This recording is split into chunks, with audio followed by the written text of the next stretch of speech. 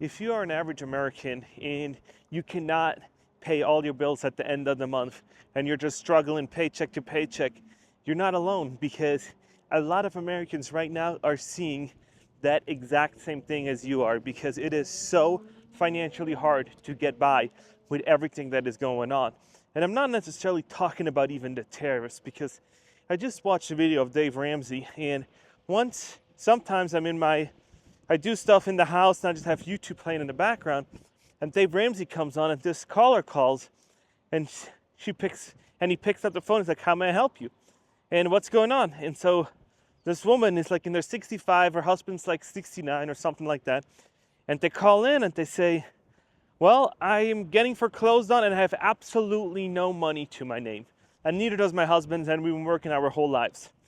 And this story just sounds so crazy to me that sometimes I ask myself, are these calls that they're doing, are they sketched? Are they just made up for content, or are they real? And let me know in the comments if you think that they're kind of made up or not. But that brought me to dig in a little bit and do some research. And I got some great statistics and some great data to show you why that is a lot of people actually are struggling in today's market. And it's not just that it started a few months ago when Donald Trump came into office. No. This has been going on for years now, and I got the stuff to prove it. So you can't really blame it all on Trump. No, this has been going on for years, even before Trump. So let's look at some of the stuff, what average Americans, are spending their hard-earned money on. So this is a chart, and they're spending about $25,000 and $400 on housing. That's their biggest expense. Then they're looking at transportation for $13K, personal insurance and pensions $9.6K, healthcare $6K, food $6K, and then food away from home is almost $4,000, and entertainment $3.6K, cash contributions, education, and all these other things, right? So let's look at everything combined on this chart. Brings it up to the average annual expenditures equals $77,300. Okay, so when I look at all this stuff, it's like in the United States, this is what it costs to just kind of exist.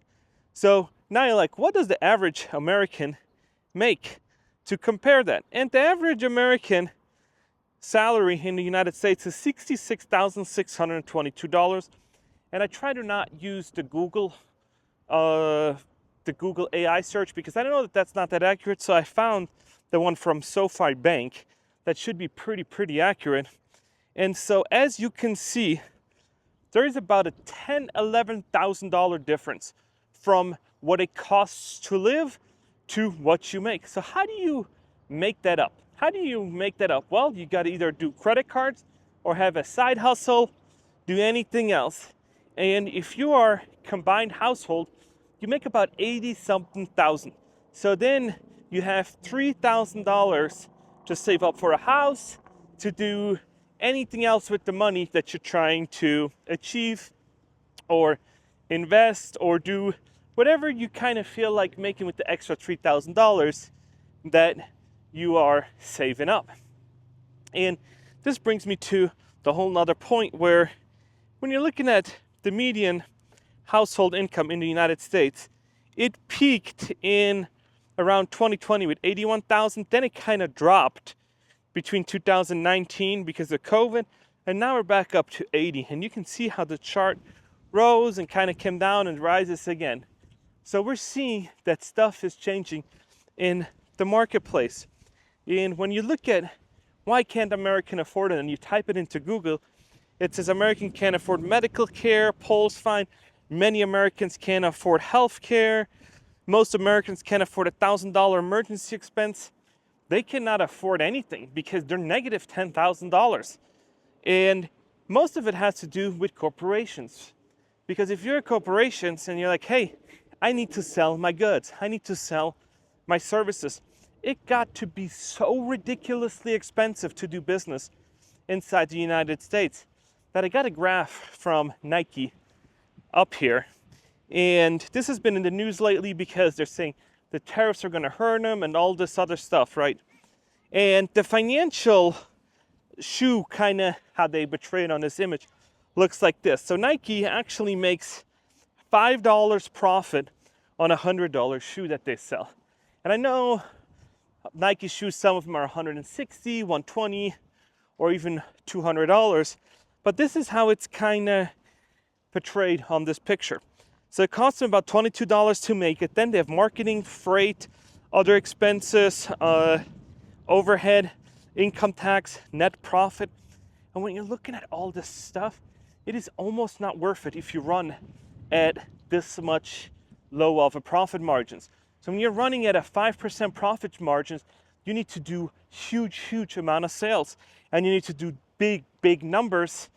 And when you're looking at other retailers, you're looking at Lowe's, Walmart, they run about at a 3.8, not just a 4 to 5 like Nike does. And I verified it with an AI search, and they said they make anywhere from $5 to $21 on a $100 shoe, depending on how you look at it. And if you're a grocery store, you make like 1 to 2% gross revenue, gross profit actually. And it is just crazy the amount of cost of goods and the cost of delivering a product will actually set you back as a consumer. Because if you're in business, you need to be in it to win it. You need to be making a profit. But competition's steep, and people are stealing like crazy now. When I look at Walmart, and I look at this, Walmart is experiencing significantly theft losses estimated at $3 billion annually, which is roughly 1% of its revenue. So when 1% of your revenue gets stolen, that means you have a few options.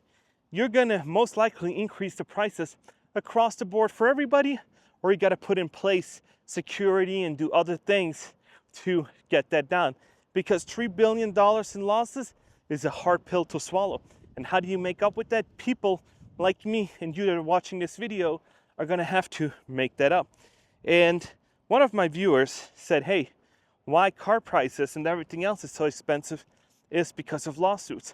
And this isn't even calculated in that, hey, if something happens with Nike shoes or Ford or anything else, you sue each other and lawyers will make a shit ton of money and everybody else is gonna lose, and that's gonna increase insurance, that's gonna make the product more expensive. And I just read that GM, or one of these car manufacturers, had to pay like $12,000 because of some kind of oil pump or water pump issue. And it's just ridiculously expensive that these companies keep getting into these lawsuits, and they're gonna increase the prices on everybody because they have to pay out tens of thousands of dollars to each person. And I'm gonna put the article up here. And when you're looking at all this coming together, you can't afford rent, you can't afford to actually exist, you can't afford to basically spend, you're working to live, but no, you're just working to pay bills. And all of a sudden you're just like, oh my gosh, I just can't do it. And what do? You go and you do stupid stuff, you go steal, you go do other things. Because why would you not? It's just too expensive, and you have no end in sight. Like, hey, this is gonna end, I'm gonna make more money, I'm gonna do all these other things. No, you're just stuck. And when I look at it in a little bit of a different light, and I say, hey, you gotta start your own business, you gotta do all this, it's not gonna really help you because it's so bloody expensive to actually do anything. If you go outside, when you go to Las Vegas and you go do any other thing, you just go outside, you go for dinner, it's $20 now. For lunch, it's 20 something dollars for just lunch. And then you're like, hey, I gotta support my local business and anything else, and it's just so bloody expensive. And then we're wondering, why are Americans mad? Why are Americans not happy? Why are we not the happiest country in the world when we have all this financial struggle? And we're telling people at a young age, oh, you gotta go to college, you gotta go and become a highly educated person. And then at the end of the road, you're taking out hundreds of thousands of dollars, and there's no end in sight of paying it back. They sold you a false dream. And once they sell you this false dream of, hey, You got to get a college degree. And then all of a sudden you're like, this college degree was pretty useless because I can't use it. And I'm not saying that's for every degree, right? But it starts there where it's like you're $100,000+ in debt before you even touch the marketplace. Then you enter the marketplace and you figure out, oh, it's not even all about me producing. It's about what can I show for? How can I charm other people? How can I sell other people on my ideas? And it's not necessarily about productivity. And I would say the first 1 or 2 years, it's probably all about hard skills. How fast can you do it? And then afterwards, it's gonna be soft skills. How can I deliver messagely? How can I tell other people the F word, but make it so that they're looking into my face and saying, yeah, I love it. And this is gonna be where it's like, okay, you're in your marketplace now, you're doing all this, and then you hope you're not gonna get laid off. And then at one point you're gonna be like, man, is this it? Is this where this whole thing came to? I'm still paying off student loans. I'm in my 30s and 40s. I have family now, and I just can't get ahead. And this is where this video kind of got me inspired and saying, hey, it's not that it's you, it's just that it is. The average American has these problems. And I don't like it when I say, you just gotta suck it up, buttercup. But when you're 18 and you sign on these dotted lines for student loans, these outlandish, ridiculous car payments with 29% interest, you kind of did it to yourself, right? And parents always say, oh, you got to go to college, you got to go do this, and you got to do that. But it's not always the right answer. And you got to now say, hey, maybe I should work in fast food a little bit and get a free college degree. Because I saw this woman also on TikTok that went viral for Taco Bell, because Taco Bell says, hey, round up, and you can round up for college students, and then they pay for your tuition. So when you're looking at stuff like that, it's like, you can actually get a free college degree, work at Starbucks and get it at ASU, or you go to one of these super fancy private universities, and then all of a sudden you're gonna start off with a huge mountain pile of debt. And then we push you off into the workforce and say, there you go ahead. And then you find out there's not a lot of people hiring, right?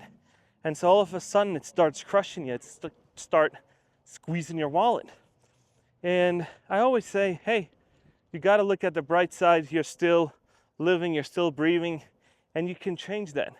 And how you change it is you just gotta do it. You gotta live below your means. You gotta not get persuaded by, hey, there's somebody in Miami driving a Lamborghini and I can be like him.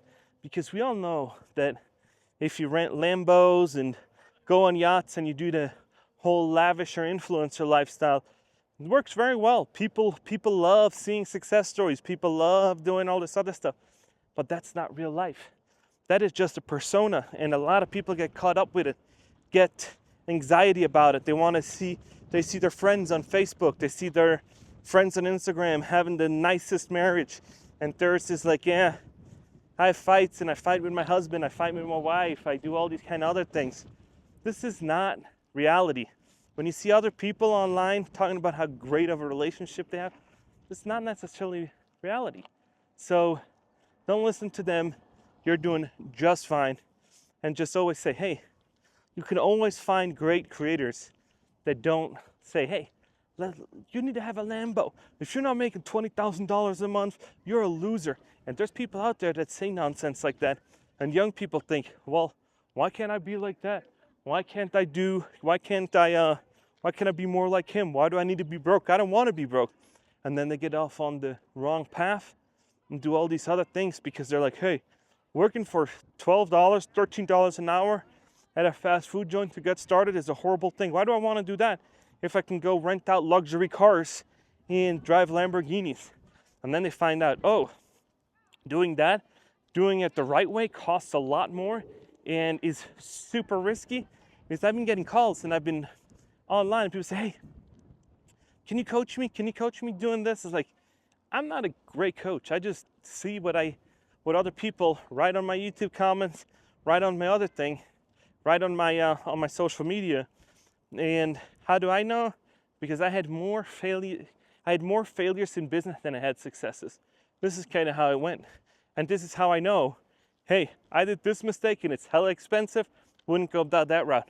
So it's more about you fail. This is how I look at it. It's more about how you fail your way into success rather than you basically just sticking with it and doing it and kind of repeat, redo this. No, your businesses will evolve. And then once they evolved enough and you failed enough, you will know this is it, this is gonna work. And even now, where we run a school community and we help people find jobs and do all this other stuff, even then there's learning opportunities, there's services that people want that you're like, hey, maybe I should offer this. And this is how all of these comments that we're reading and we're getting, it's just about, hey, your customers will tell you what they really want. And you just got to be listening and then adapt to it, right? So if you're an entrepreneur, there's never been a better time to start than today. But if that's too much risk and you just want to live the 9 to 5, there's absolutely no shame in that. And yeah, would I love to drive a Lamborghini and change out my trusty dusty Mustang? I don't think it's gonna matter that much to me. There's stuff that matters way more to me in life now than it used to. I thought, getting a Lamborghini, getting something like that would really make me feel accomplished. Now, not so much. Now I'm looking at, hey, how healthy am I? How good is my body feeling? Can I sleep at night? How's my wifey doing? How's my house doing? How are my dogs doing? How's my baby doing? Those are way more important than what am I driving or other things, right? So if you haven't, please like and subscribe. Let me know what you guys think about all this, and I'll see you in the next one.